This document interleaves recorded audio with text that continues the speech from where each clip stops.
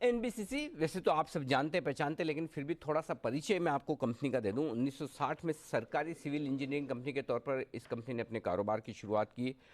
2012 में आईपीओ भी आया, मिनी रत्न का दर्जा भी मिला, और 2014 में नवरत्न का दर्जा भी मिला इन्हें।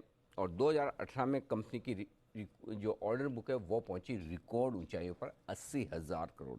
जी हाँ, एक ज़माने में 2018 में, अब से 2 साल पहले, 80,000 करोड़ तक की इनकी बुक बनती हुई दिखी थी। अब आइए, कंपनी के नए सीएमडी साहब है, जो लगभग साल भर पहले जिन्होंने अपना पदभार संभाला है, वो है पवन कुमार गुप्ता साहब। उनसे करते हैं बातचीत, उनका करते हैं स्वागत। गुप्ता साहब का मैं आपको परिचय दे दूं। अक्टूबर 2019 यानी कि एक साल से वो कंपनी के सीएमडी पद पर हैं। एनआईटी कुरुक्षेत्र से उन्होंने सिविल इंजीनियरिंग की है, बीटेक किया है, एमटेक किया है आईआईटी दिल्ली से। इसके अलावा जो कुछ बड़े बहुत ही बेहतरीन सक्सेसफुल कंपनी है, जैसे अभी हम थोड़ी देर पहले बात करते थे राइट्स रेलवे वाली जो कंपनी है, उनमें उन्होंने बड़ा काम किया है, और राइट्स को इन लेवल्स पर लाने में उनका बड़ा योगदान रहा है। 33 साल से ज़्यादा का अनुभव भी उनका है। 125 से ज़्यादा प्रोजेक्ट्स पर वो प्लानिंग और एग्जीक्यूशन कर चुके हैं। तो गुप्ता साहब, बहुत बहुत स्वागत है आपका। धन्यवाद आपका हमारे लिए वक्त निकालने के लिए। इस वक्त एनबीसीसी पर न सिर्फ एनबीसीसी के इन्वेस्टर्स, बल्कि देश भर के कई सारे होम बायर्स हैं, उनकी भी नज़रें हैं, क्योंकि आप जो मुश्किल में पड़े डेवलपर्स हैं उनके प्रोजेक्ट्स ले रहे हैं, उनको प्रोजेक्ट्स को कंप्लीट करके घर बनाकर देने का काम कर रहे हैं। बताएं सर, इस वक्त इस पूरे जो डेवलपर से प्रोजेक्ट्स लेकर होम बायर्स को डिलीवर करने की जो योजना है, उसे विस्तार से बताएं। वहाँ पर एनबीसीसी क्या काम कर रही है, कितने ऑर्डर्स आपके हाथ में हैं इस वक्त, और वो कब तक आप पूरा करेंगे? सबसे बड़ा प्रोजेक्ट आज की डेट में हमारा आम्रपाली का है, जिसमें हमें 46,500 के करीब घर जो है, स्टार्ड हाउसेज हैं, वो होम बायर्स को देने हैं। उसमें करीब 25 प्रोजेक्ट हैं। 25 प्रोजेक्ट में 2 प्रोजेक्ट हम हैंडओवर कर चुके हैं। 20 प्रोजेक्ट पे काम चल रहा है।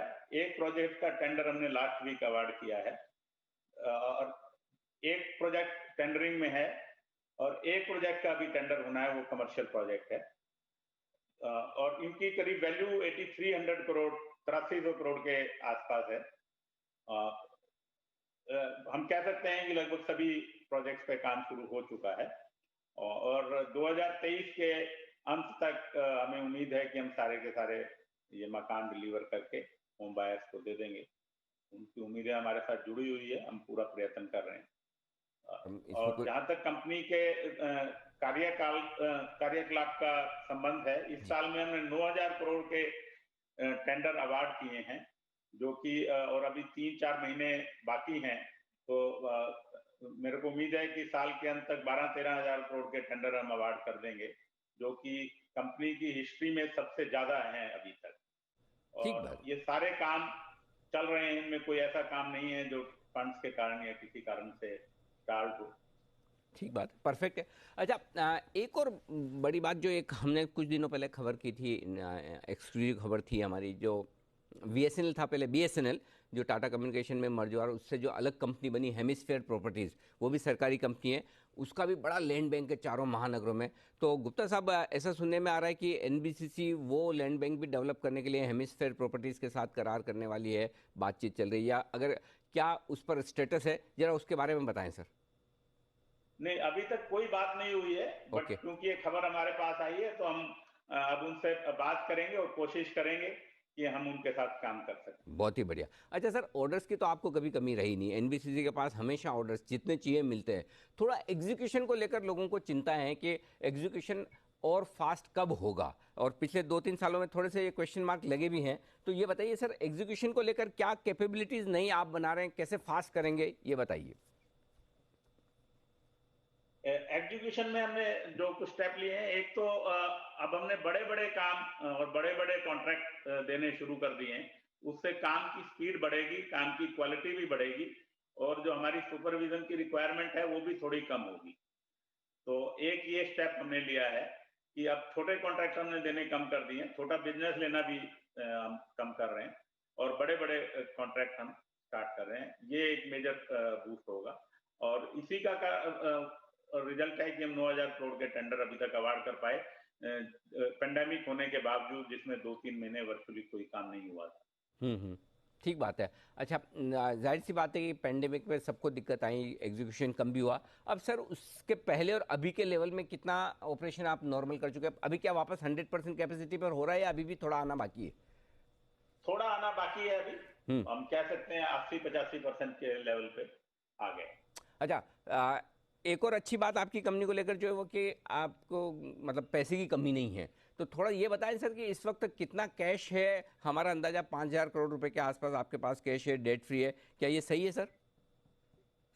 नहीं, हम डेट फ्री कंपनी है हुँ। और हमारा पैसा प्रोजेक्ट में इन्वेस्टेड है, कुछ रियल एस्टेट में इन्वेस्टेड है, कुछ रीडेवलपमेंट प्रोजेक्ट में इन्वेस्टेड है और पैसे की हमें कोई दिक्कत नहीं है otherwise. Hmm. But real estate market अभी भी थोड़ा सा स्लगिश है और हमें उम्मीद है कि जल्दी ही वो इससे बाहर निकलेगी तो स्पीड फिर हमारे कामों की और बढ़ेगी। कंपनी की आगे रणनीति क्या है, योजना क्या है, प्लान क्या है? कैसे गुप्ता साहब आप कंपनी को आगे ले जाने का मन बना रहे हैं? क्या करने वाले हैं आप? हमारा मेजर फोकस रीडेवलपमेंट पे है क्योंकि सभी स्टेट गवर्नमेंट्स के पास पुरानी प्रॉपर्टीज हैं, लैंड बैंक है, सेंट्रल गवर्नमेंट के पास भी है।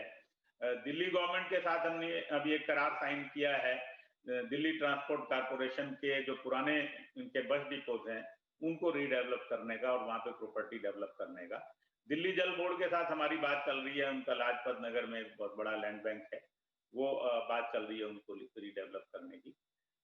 बेंगलोर में एक ट्विन टावर प्रोजेक्ट के लिए बात चल रही है, वो भी बहुत एडवांस स्टेज में है।